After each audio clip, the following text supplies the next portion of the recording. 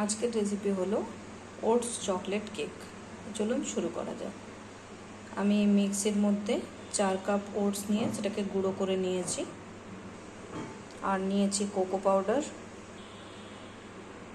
Baking powder, baking soda, আমুলের butter.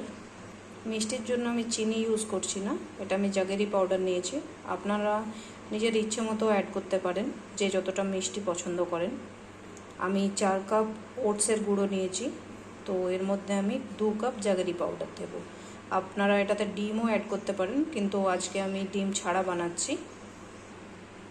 আমি একটা পাত্র নিয়েছি, এর মধ্যে আমি বড় চামচের 4 চামচ বাটার দিয়েছি, যেটা আমি অনেকক্ষণ আগে থেকে বের করে রেখেছিলাম ফ্রিজ থেকে। একটু গলে গেছে, গলে গেলে মিশিয়ে নিতে সুবিধা হয়। এবার আমি এর মধ্যে জাগেরি পাউডার অ্যাড করব। 2 কাপ জাগেরি পাউডার নিয়ে নিয়েছি। এবার এটাকে ভালো করে মিশিয়ে নেবো। এরকম একটা জিনিস নিতে পারেন মেশানোর জন্য, আর যদি আপনাদের কাছে হ্যান্ড ব্লেন্ডার থাকে তাহলে সেটা দিয়েও আপনারা মিশিয়ে নিতে পারেন। জাগেরি পাউডার আর বাটারটাকে আমি ভালো করে ক্রিমি টাইপ মিক্সচার একটা বানিয়ে নিই, তারপর আপনাদেরকে দেখাচ্ছি। জাগেরি পাউডার আর বাটার দুটো ভালো করে মিক্স করে আমি এর মধ্যে 1 কাপের মতো দুধ দিয়েছি। এটাকেও ভালো করে মিশিয়ে নেব।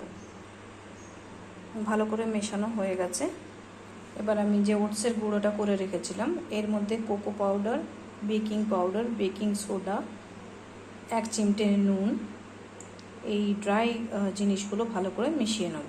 তারপর একটু একটু করে বাটার জাগেরি পাউডারের মিশ্রণে মিশিয়ে নেব। যদি মনে হয় একটু বেশি ঘন হয়ে যাচ্ছে ব্যাটারটা, তো তাহলে ওর মধ্যে একটু দুধ অ্যাড করব।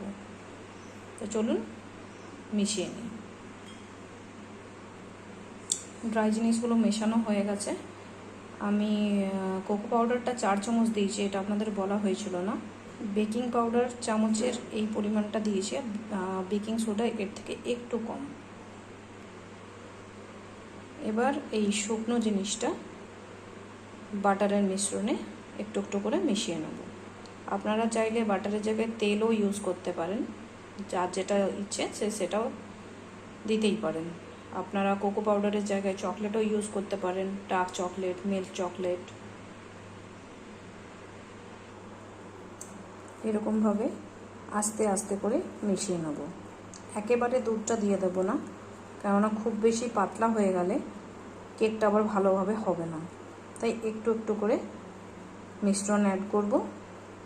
যদি মনে হয় অনেক বেশি মোটা হয়ে যাচ্ছে তাহলে একটু একটু করে দুধ অ্যাড করব। কেকের ব্যাটার রেডি হয়ে গেছে, দেখে নিন। এইরকম হবে, না বেশি পাতলা না বেশি মোটা। এরকম আমি একটা কেকের মোল্ড নিয়েছি, ওই শেপে একটা বাটার পেপার কেটে নিয়েছি। এর মধ্যে আমি একটু বাটার গ্রিস করে দিয়েছি। যে বাটার পেপারটা শেপ করে কেটেছিলাম সেটা ভালো করে বসিয়ে নিয়েছি, ওর মধ্যে আবারও বাটার গ্রিস করে দিয়েছি। এবার এর মধ্যে মিশ্রণটা ঢেলে দেবো। মোল্ডের মধ্যে ঢেলে দিয়েছি, তারপরে একটু ট্যাপ করে নিয়েছি যাতে ভেতরে এয়ার বাবলস না থাকে। আপনারাও একটু ভালো করে ট্যাপ করে নেবেন, তাহলে এয়ার বাবলস থাকবে না। মিশ্রণটা একটা সাইডে কিছুক্ষণের জন্য রেখে দিলাম। আর আমার যেহেতু ওটিজি আছে, তাই ওটিজিটাকে এই 180 ডিগ্রিতে 10 মিনিটের জন্য প্রিহিটে বসিয়ে দিলাম। 10 মিনিট পরে কেকটা বসিয়ে দেব। তাহলে 10 মিনিট প্রিহিট হয়ে যাক, তারপর আপনাদের দেখাচ্ছি। ওভেন প্রিহিট হয়ে গেছে, এর মধ্যে কেকের বাটিটা বসিয়ে দেবো 20 থেকে 25 মিনিটের জন্য। বাটিটা বসিয়ে দিয়েছি, এবার দরজাটা বন্ধ করে দেবো। বন্ধ করে দিলাম।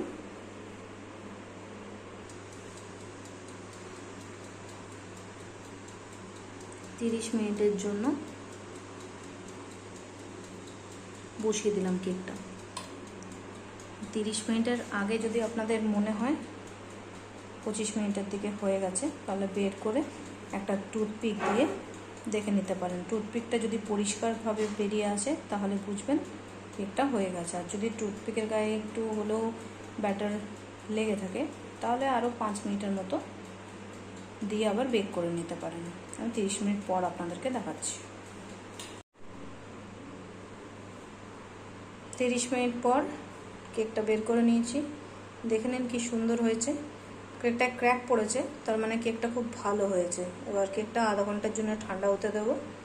তারপর আপনারা এরকমও খেতে পারেন, আবার গার্নিশিং করেও নিতে পারেন। আমি চকলেট দিয়ে, চকো চিপস দিয়ে গার্নিশিং করব। ঠান্ডা হয়ে যাক, তারপর আপনাদের দেখাচ্ছি। এই যে কেক আমার ঠান্ডা হয়ে গেছে। চকোলেট মেল্ট করার জন্য একটা পাত্রে জল গরম বসিয়েছি, তার উপর একটা বড় বাটি দিয়েছি, তার মধ্যে 1 চামচ বাটার, কিছুটা পরিমাণ চকলেট দিয়েছি মেল্ট হওয়ার জন্য। চকলেট মেল্ট হয়ে গেছে, চকলেটটা ঠান্ডা হতে দিয়েছি। আর একটা পাত্রের মধ্যে চিনির একটু সিরাপ বানিয়েছি, কেকের মধ্যে লাগিয়ে দেবো, তাহলে কেকটা নরম থাকবে। ব্রাশে করে একটু একটু করে চিনির সিরাপটা লাগিয়ে দেবো।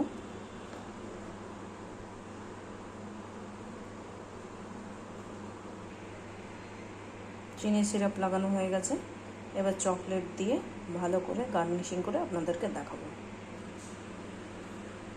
চকলেট লাগানো হয়ে গেছে, এরপর ডেকোরেশন করব।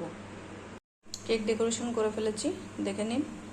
সিম্পলের মধ্যে বানিয়েছি, সুন্দর হয়েছে, টেস্টও খুব ভালো। আপনারাও বাড়িতে বানিয়ে দেখুন আর অবশ্যই কমেন্ট বক্সে জানাবেন কেমন হয়েছিল।